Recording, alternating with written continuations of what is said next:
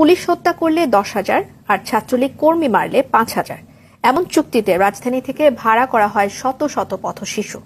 তাদের দায়িত্ব ছিল সরকারি স্থাপনায় আগুন দেওয়ার। এমন একজনকে গ্রেফতারের পর গোয়েন্দা পুলিশ জানায় বগুড়ার এক যুবদল নেতার নির্দেশে ঢাকায় তা বাস্তবায়ন করে আজিজ নামের আরেক যুবদল কর্মী। অর্থ আসে মহানগর বিএনপি নেতাদের কাছ থেকে। ইকবাল অনিকের রিপোর্ট।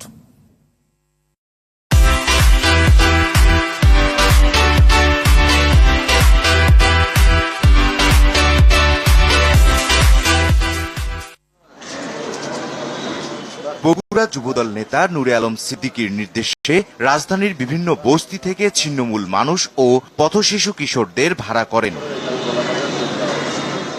টার্গেট দেয়া হয় পুলিশ ও ছাত্রলীগ কর্মীদের বেছে বেছে হামলা করার। গোয়েন্দারা জানান, পুলিশ মারলে 10,000 আর ছাত্রলীগ কর্মী হত্যা করলে 5,000 টাকা দেওয়ার কথা বলা হয়। সরকারি স্থাপনায় হামলার জন্য ছিল সমপরিমাণ অর্থ। নূর আলম সিদ্দিকী পেটনকে বলছি, আন্দোলনের ভেতর পুলিশে কোবাইলে 10,000 আর আওয়ামী লীগের কোবাইলে 5,000 টাকা, ছাত্রলীগের কোবাইলে 5,000 টাকা দিয়ে দেবে।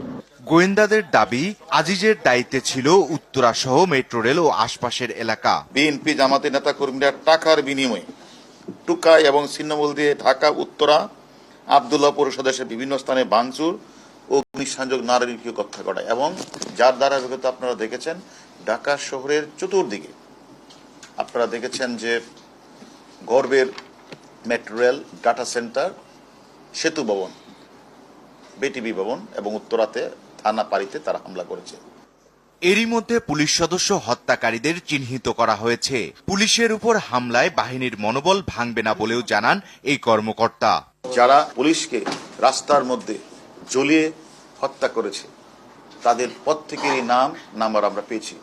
আমরা মনে করি যত দ্রুত সম্ভব তাদেরকে গ্রেপ্তার করে আইনের আওতায় এনে আপনাদের জানাবো।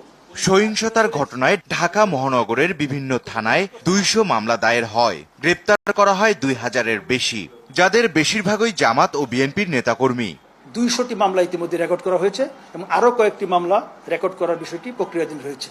পাশাপাশি এই 200টি মামলায় এখন পর্যন্ত 2100-র উপরে সন্ত্রাসীদেরকে গ্রেপ্তার করা হয়েছে, যারা প্রকৃতপক্ষেই বিটিভি ভবনে হামলায় জড়িত ছিল, যারা প্রকৃতপক্ষেই সেতু ভবনে হামলায় জড়িত ছিল, যারা এলিভেটেড এক্সপ্রেসওয়ে, মেট্রো রেল যারা ধ্বংস করার কাজে নিয়োজিত, তারা এই 2100 জনের মধ্যে তারা প্রত্যেকেই কোনো না কোনোভাবে তারা কন্ট্রিবিউট করেছে। হামলাকারী দেশের যে প্রান্তেই থাকুক না কেন সবাইকে দ্রুত গ্রেপ্তার করা হবে বলেও জানায় ডিএমপি। পুলিশ সদস্যকে হত্যা করে। ইকবাল অনিক, RTV,